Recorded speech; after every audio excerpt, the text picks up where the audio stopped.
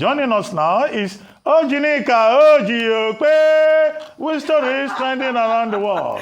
Hello, Jinix. I couldn't help myself. Good morning, Dr. Abati. Good morning. How are you? Yes, what happened? Good morning. How are you, Ayo? I'm good. How are you? Too? I'm doing excellent. Rufire. That's what I'll start calling you now. How are you this morning? I'm doing well. All right. Well. Fantastic. Well, all right. Well, good morning to you, viewers. Let's begin what's trending.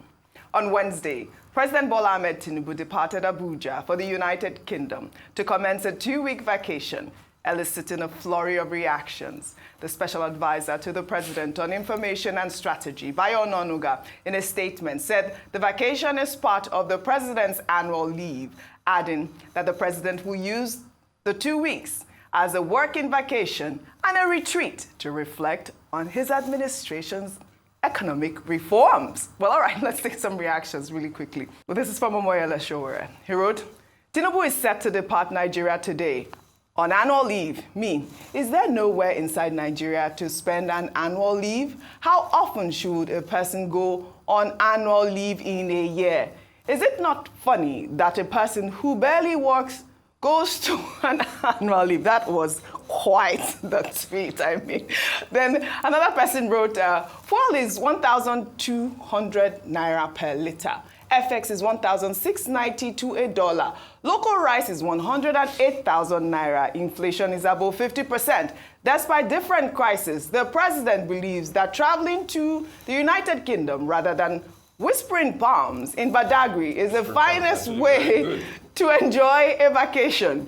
We will never get it right. Well, another person there wrote, whether the country is in order, whether things work in the country or not, it does not just concern the president. What matters to the president now is traveling, grooving, and living his life to the fullest. Now, Baba will depart the country for vacation for 2 good weeks while hardship is biting harder in the country. Now, this is a tweet from our producer, OjyOkpe, who actually answered that question. Where else can we go? Ozzy said Obudu Cattle Ranch, located in Nigeria, would have been the best location for this vacation. At least it will grow Nigeria's economy with presidency presence. Dr. Abati, over to you. Okay, a number of things. Yes. I will unpack them very quickly. Number one is that the president of Nigeria is entitled to his leave, either annual or part of it. He can go on leave. He's a human being. But I also think that it's instructive that the president did not go for the United Nations General Assembly. If he had gone for the United Nations General Assembly, we would have been faced with the same situation that we had previously, whereby the president would say, oh, on his way back from hunger, he decided to stop over for a working vacation in London. So I think in this regard, it's managers. They try to manage the... So you're saying that if he had gone for that other trip, he would have gone to Onga and then another yes, trip as again? he went to France, he went to another place, China. He went to Okay. China, Yeah. he stopped over in London. It will have become a pattern. Right. But I think they've managed it clearly this time around. Number two is that they say it's a working vacation. Now, within the Constitution, under Section 145, if the president is going to be away from work, and he will not be able to do his work, he will be required to inform the National Assembly, during which period the vice president will act as president.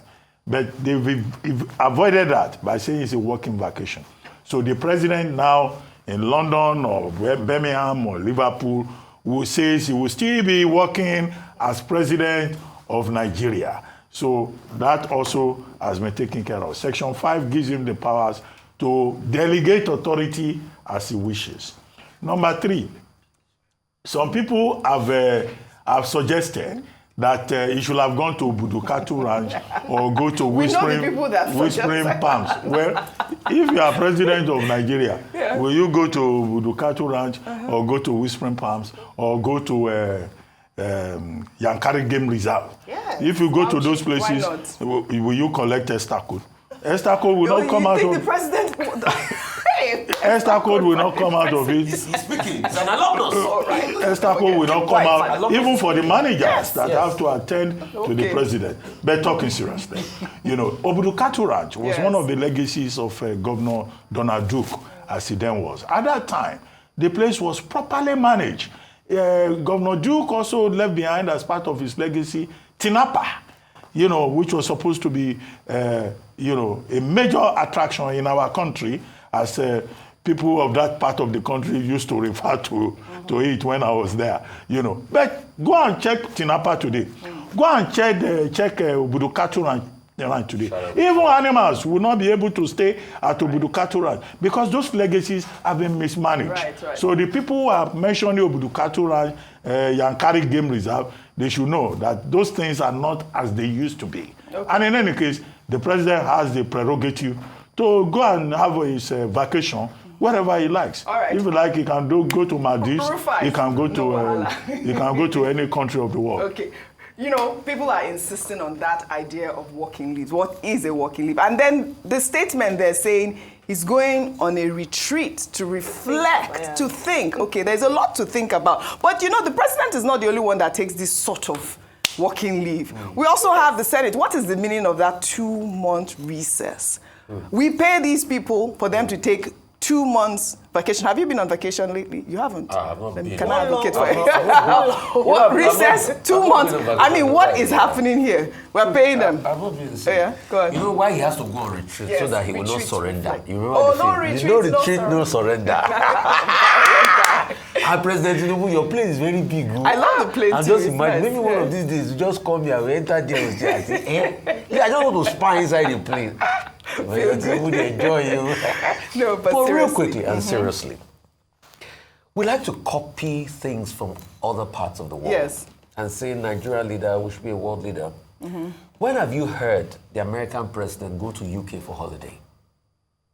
When have you heard the Chinese PM or the Chinese president go to the UK for holiday?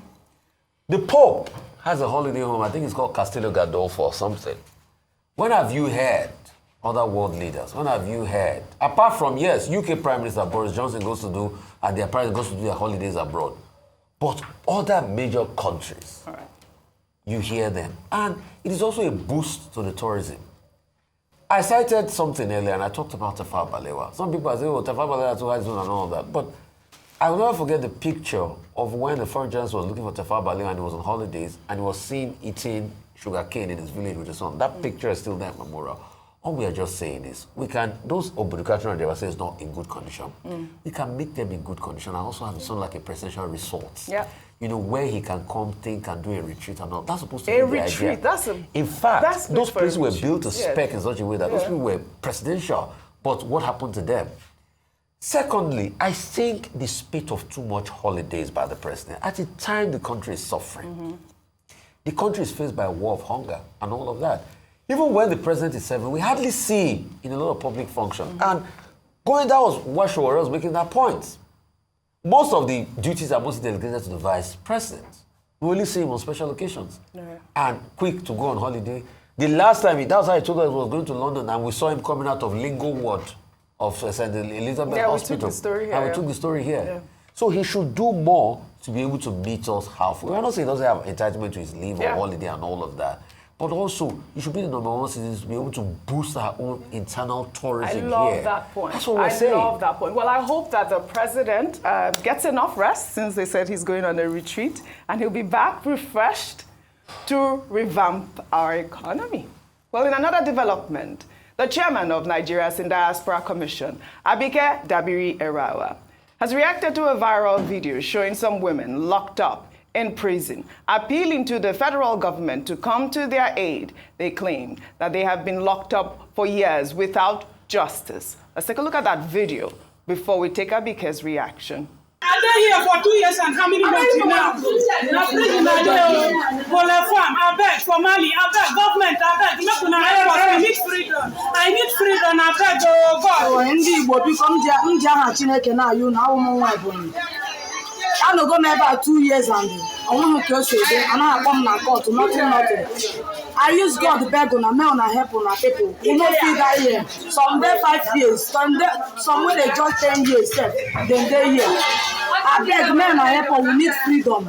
We need freedom. Freedom that we need. My brothers and sisters, we need freedom. Nigerian people, anyhow you people can help us for this prison. Please, it suffer too much for our head. Well, here's what Abike had to say in response to that video.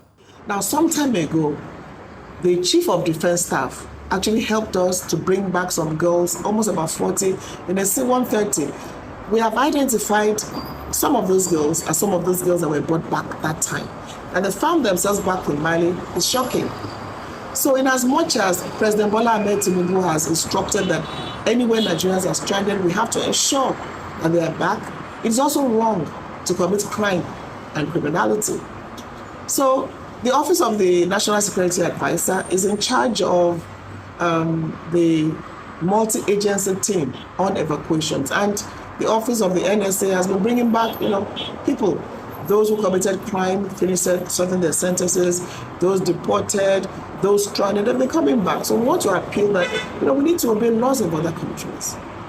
Crime and criminality and irregular migration is very deadly now.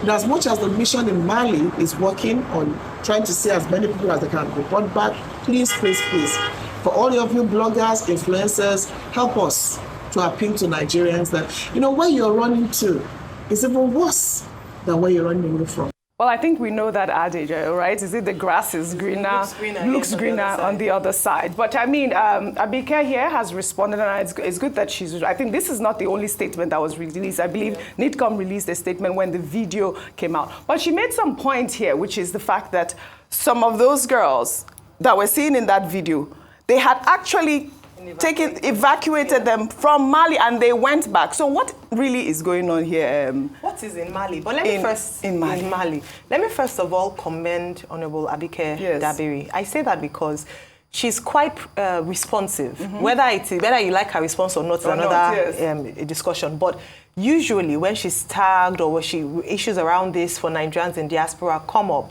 she's often quick, maybe because she's a media person, so she knows how to manage communication management, and is able to really respond to that.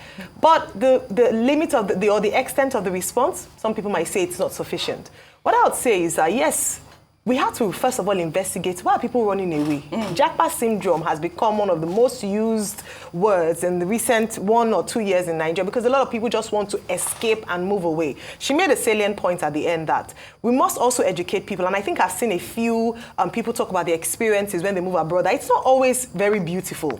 The situation is not always great. In fact, if you ask some people who've gone to some countries, they would give anything to come back. Some of them cannot come back because of shame, the amount of money they've invested in moving abroad, the people they've said bye-bye to, the commitment that they have. So we have to tell the truth and paint the picture. But in saying that, what are people coming back home to?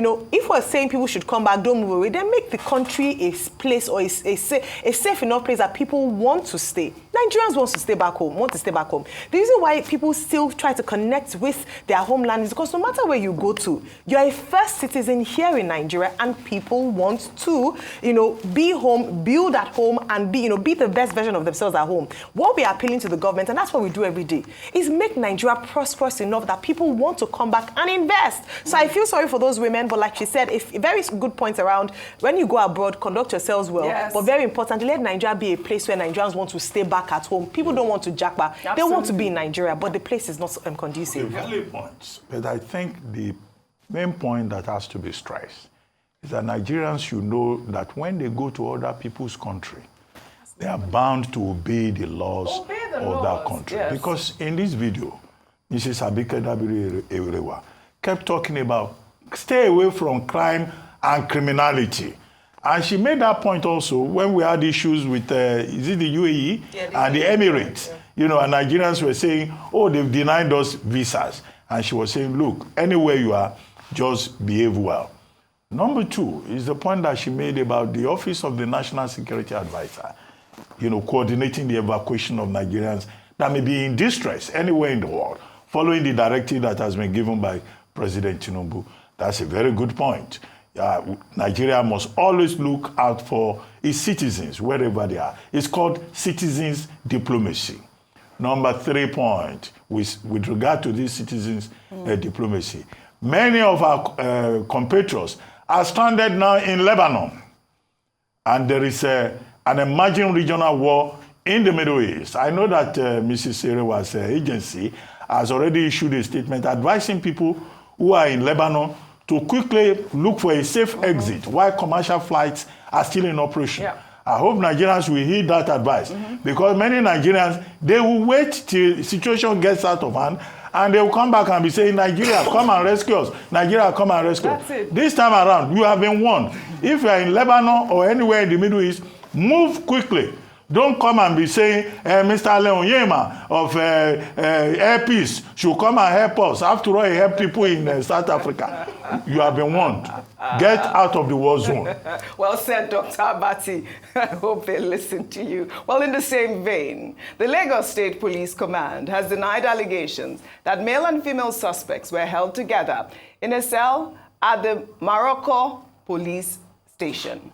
The police spokesperson, Benjamin Hundeyin, refuted the allegations after a video showing men and women detained in the same holding area went viral. The video was accompanied by claims from a woman who alleged she was detained with other women and men in a single cell. While clarifying the claim, Hundeyin said that the individuals in the video were in a temporary holding area, not a cell, adding that officers stationed in the charge room constantly observed this area. It's good that the police has clarified this because the video was trending and people thought that obviously the police did wrong by putting even young children, you know, in the holding area. So commendations goes to the Lagos State Police Command for clarifying that claim really quickly. Well, we'll take another story. A claim by some social media users suggesting that the United States Federal Bureau of Investigation had arrested 80 Nigerians who are all from the Igbo ethnic group for criminal activities has been debunked. On September 13th, a user on X called No Nonsense posted a series of tweets containing an excerpt from a CBS report on the activities of the criminal gang with the caption, "All 80 Nigerians arrested by FBI who have been on their most wanted list are from the Igbo tribe in Nigeria." The tweet quickly went viral, with retweets gathering over 1.2 million views, while a fact check by The Cable found that the video was a 2019 report from CBS News. A statement published by California's Attorney's Office also revealed that not all the arrested suspects were Nigerian nationals, and not all the arrested Nigerian nationals bore Igbo names. I mean, we are still experiencing this sort of bigotry going on online. I mean, I'm sure you saw this video and this story, and you saw the comments that followed this this actual conversation, that it's only Igbo people that are committing crime in Nigeria. I mean, this rhetoric needs to stop, really. Absolutely. Rufai, quickly. I mean, it speaks volumes. Yes. And for those championing hate across every tribal group, it is wrong. We've cascaded this conversation now to say, okay, this is an Igbo person, that's a Yoruba person. Please, we need to stop it. I know our founding fathers too didn't do a good job as regards this integration. They exploited it for political gains, but we cannot allow this continue. All of this became heightened after the last elections, and Lagos was a center point, which should never be the case. Yes. I'm happy to be able to fact check this group, and that's why we keep calling for everybody to be able to educate people as regards the need for the strength in our diversity to be upheld rather than trying to be able to deceive people and break them apart. I'm happy that the unscrupulous activities of the likes of Lagospedia have been brought to, but I'm not sure the man has been brought to justice yet. He's not been apprehended with all the things he tweeted. People like this should be, chased, should be made to face the full wrath of the law, and people that spread misinformation should be severely dealt with. Absolutely. How can you paint a brush and tag every group? No. Crime doesn't know tribe. Crime doesn't know, a regional inclination. And let's stop all of this because you want to tarnish the image of the other person. Does it make you feel good and you tweet behind the keypad? Are you not senseless? Do you have sense at all? And you're doing this on another platform, another person. Why don't you think of your productive life to build platforms rather than cause division? Why don't you empower other people? Yes. Rather than cause division across tribal groups? Yeah. May God forgive the dirtiness of your mind. I'm glad that this was kudos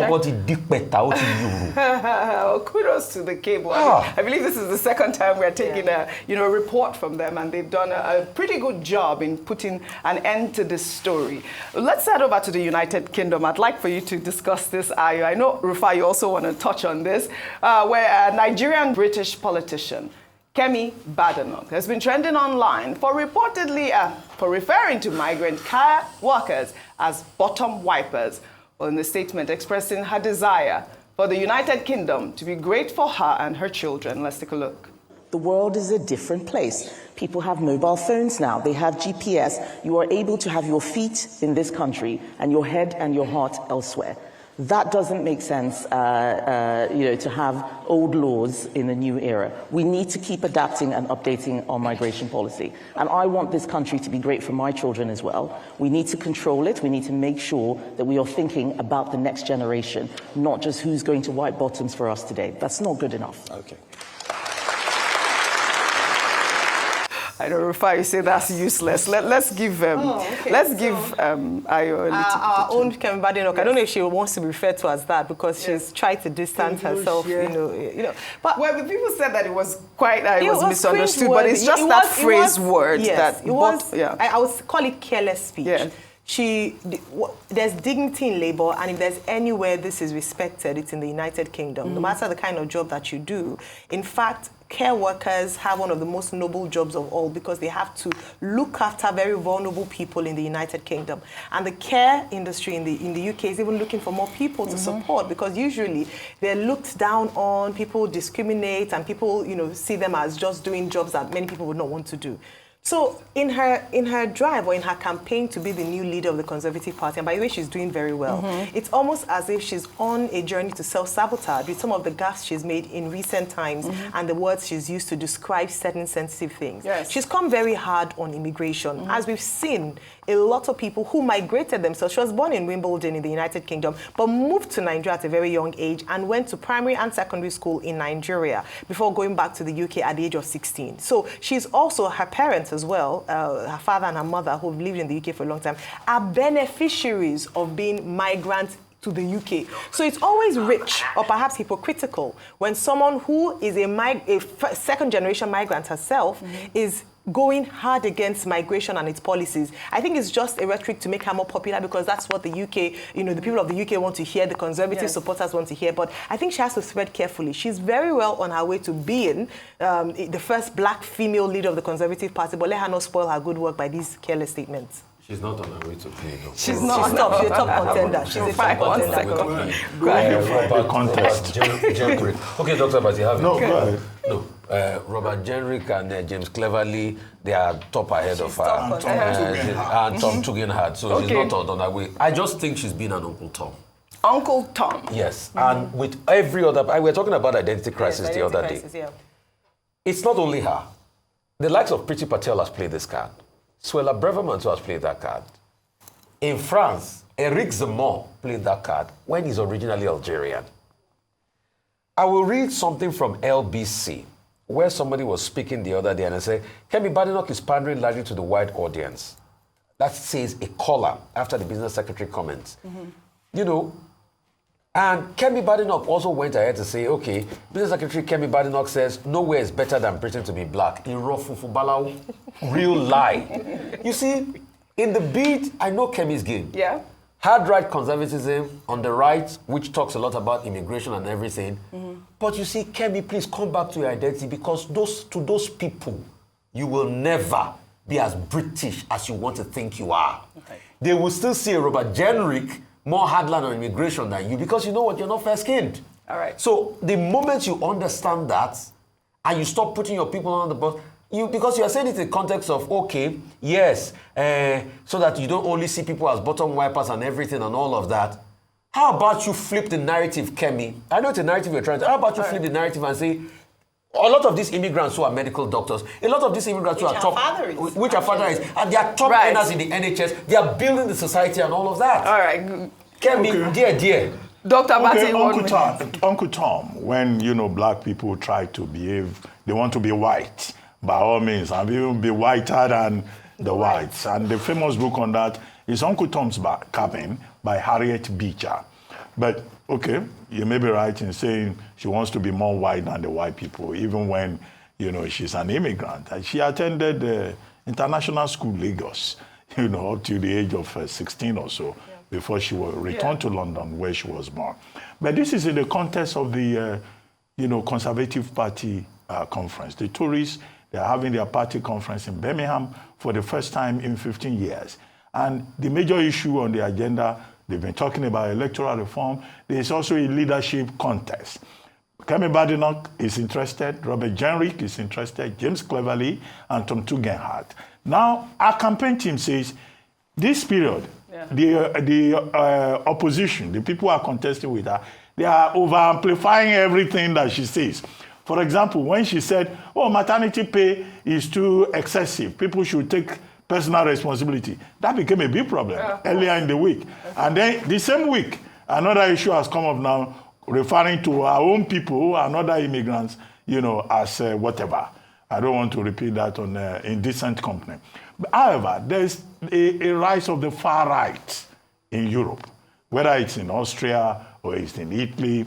And if she's a far right politician, by talking hard about migration, you know, she's following a pattern. Right. But in any case, the logical thing to say is that a child of immigrants saying that immigrants are whatever she says they are. Uncle Tomism, I agree. Uncle Tomism, okay. So there's there's an agreement on the table. We'll take our final story then, under entertainment.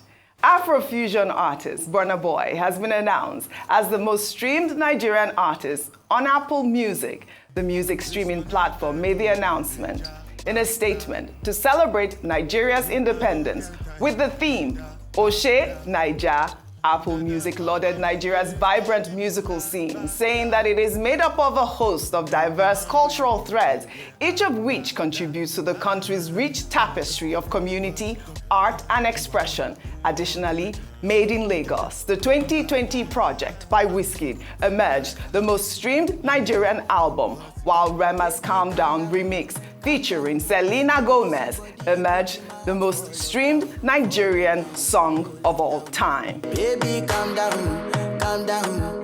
Yo, this your body, it puts in my heart for lockdown, oh lockdown. Yo, this one I do with the jabata.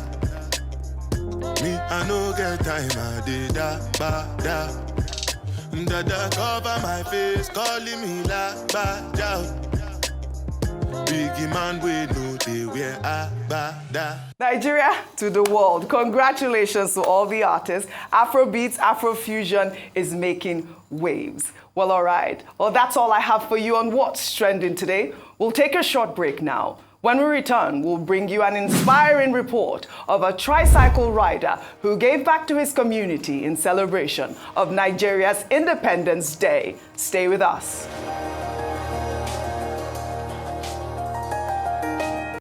As Nigeria marks its 64th anniversary, a day set aside to celebrate our resilience, diversity, and our indomitable spirit, many were left with the challenges plaguing the nation. Hardship, high employment rates, rising inflation, soaring exchange rates, and the high cost of living continue to leave many in doubt. But what are we doing as citizens to help ameliorate the challenges? Well, a commercial tricycle operator in Delta State, Nigeria, took it upon himself to offer free rides to commuters as part of his contribution to cushion the economic hardship and to celebrate Nigeria at 64.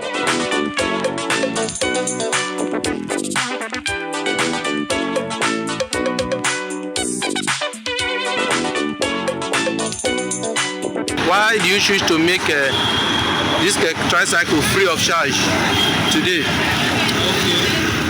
My name is Maroko and I just want to dedicate this very day as our independence to every Nigeria. So I'm doing this thing as a free of charge to everybody. I don't collect money. So I just want to, this very day, I want to smile on people's face. And I just want to use this day as a giveaway back to society. So what really motivated you again as a Nigerian to do this despite the economic hardship? Yeah, because I noticed that a lot of people can no longer afford to pay this transport. You will see an old woman lapping like 25 years old daughter, which is not really very, very nice. So I've really noticed. So I just want to use this day as a free to everybody. Are you motivated by any politician or any party to do this? Nobody motivated me. So how do you have your source of how do you have your income to put fuel in your tricycle? The little money I gather, I've been gathering this very day now. I started gathering the money for the fuel for like 4 days now. How much do you buy fuel today? 1,200. 1,200. Yeah. And this is how you run it all through. How many liters do you buy first? I normally buy 4,500. So where and where have you shot to today? Udu. Like this now, I'm at Airport Road. From here now, we go to Runabout and Diaspora. So our budget like 35,000 naira fuel for today. See the good price. So what's your message now to the president and the governor? Okay, I just want to tell every Nigerian that no matter what they find themselves, at least try with your little you can to put a smile on people's face. At least do a day for governor. Not at least every maybe some people just feel that governor can just do everything for you. At least 35 minutes for the government. Nigeria can survive. Nigeria can survive. Africa can survive. My people can survive. Oh, Nigeria can survive. Nigeria can survive. Fantastic. I mean, I hope we all can borrow a leaf from this man's beautiful story. And thank you to the reporter from Daily Trust, who was one of the beneficiaries from the transport scheme of that young man. Thank you very much. I would like to thank him for his great effort. Nigeria go survive as always. I'd love to thank you all for your great analysis as always. Well, all right. Well, that's all I have for you guys today. I'll see you all tomorrow.